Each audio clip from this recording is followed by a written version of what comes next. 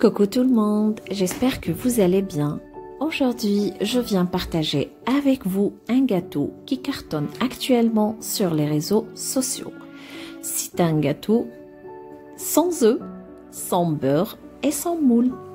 Très facile à réaliser et le résultat est magnifique. Moelleux à l'intérieur et croustillant à l'extérieur et présentable.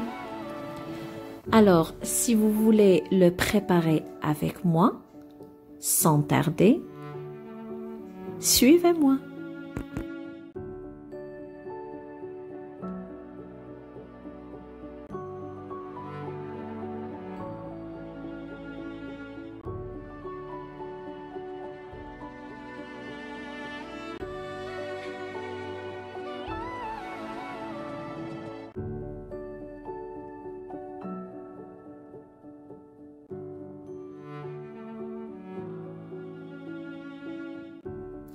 Alors moi je vais utiliser une grande quantité. Par contre vous pouvez partager les ingrédients en deux. Moi j'ai pris un plateau de 34 sur 37. Vous pouvez faire un petit.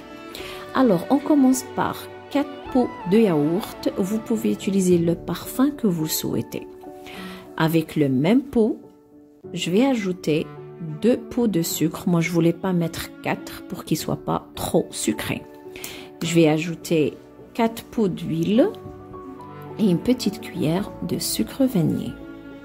Je vais mélanger très bien les ingrédients. Vu que c'est un gâteau qui contient l'huile, alors il faut bien le travailler.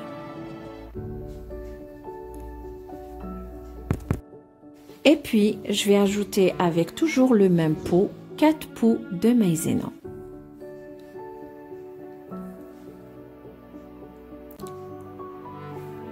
Je mélange à nouveau.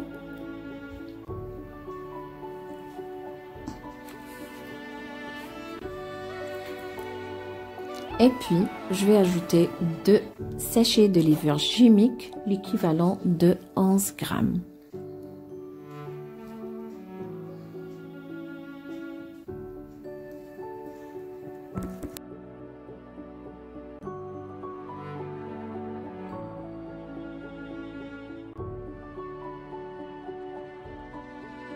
Et là, je commence à ajouter la farine. Pour la farine, moi, ça m'a pris 500 à 700 grammes.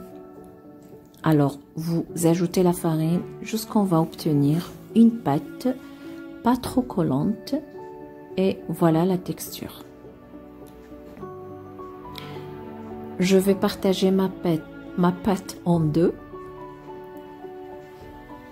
la filmer et de la mettre de côté pour passer à la deuxième étape.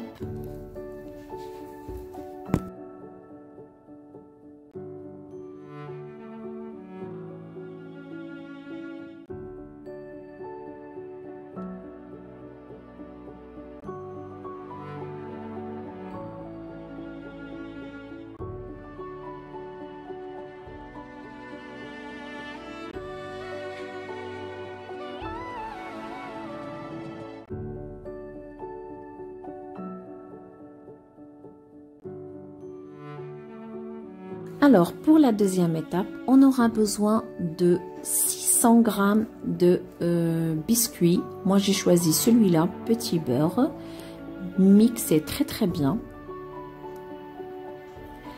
Et je vais ajouter 3 cuillères à soupe de cacao et je mélange très bien.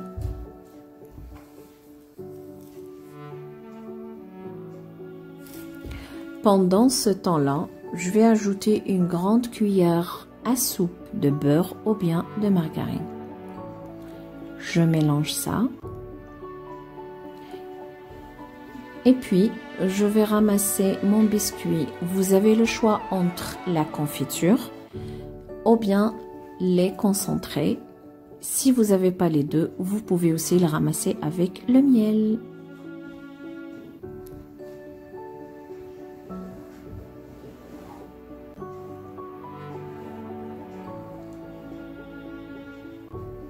Sur les 600 grammes de biscuits, moi, ça m'a pris 397 g de lait concentré.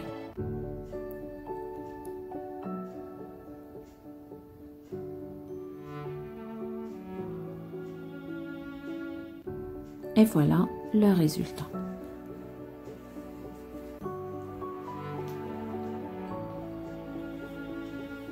Et là, on va commencer le travail. Alors, vous prenez le papier cuisson et vous le coupez sur la mesure de plateau que vous allez travailler, bien sûr, avec. Je vais commencer à étaler ma première pâte, pas trop fine et pas épaisse en même temps. Voilà. J'essaye d'arranger les côtés. Et je vais la mettre immédiatement sur mon plateau. Je vais la mettre de côté et je vais faire la même chose avec la pâte de biscuit. Travailler sur le papier cuisson, il est hyper pratique. Pendant ce temps-là, je vais le prendre. Par contre, je vais la renverser sur la première. Voilà, avec le papier cuisson, c'est hyper pratique. Je vais étaler très bien la pâte. Je retire le papier cuisson et j'arrange s'il faut les coins ou les côtés.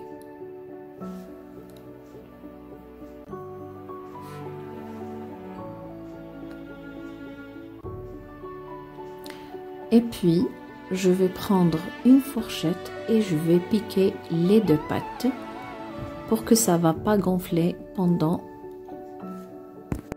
la cuisson.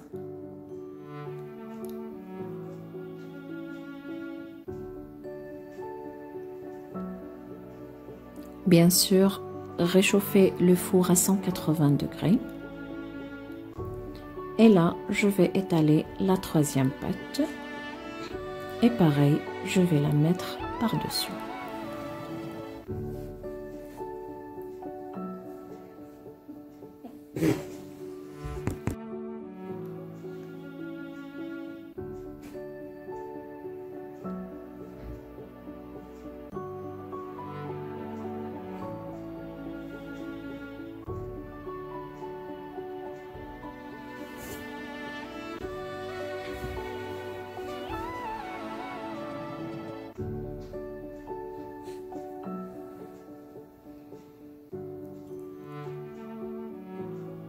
Après avoir bien arrangé ma pâte,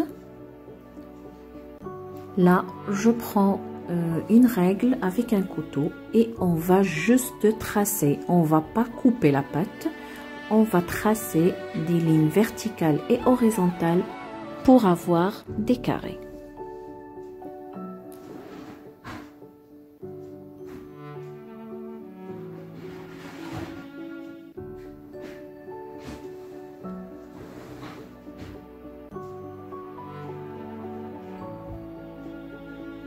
Et voilà le résultat. Et puis, vous prenez n'importe quel petit bouchon et vous commencez à faire des trous au milieu de chaque carré.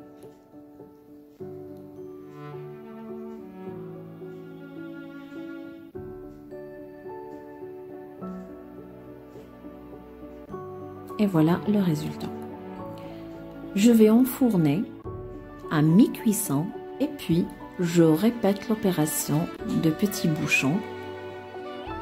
Et comme ça, à la cuisson, ils vont rester bien ronds.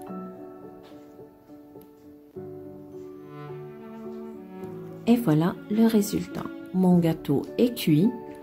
Je le laisse refroidir. Et puis, je vais cette fois-ci couper mon gâteau.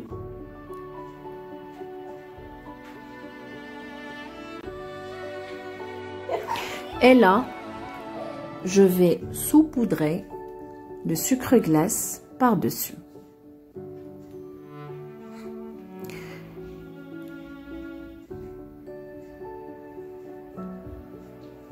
Et je vais remplir mes trous avec confiture fraise Vous pouvez mettre abricot, pêche et même vous pouvez aussi faire chocolat au caramel. Mais avec la confiture fraise, ça va donner un très beau visuel et un très bon goût. Vu qu'on a utilisé yaourt fraise, alors avec la confiture, ça se marie magnifiquement. Et voilà le résultat de notre gâteau. J'espère bien que vous avez aimé la recette. Si c'est le cas, je compte sur vous de partager la recette, de me laisser un commentaire si vous avez aimé et bien sûr de liker. Eh ben, je vous dis à très bientôt avec une nouvelle recette. Gros bisous!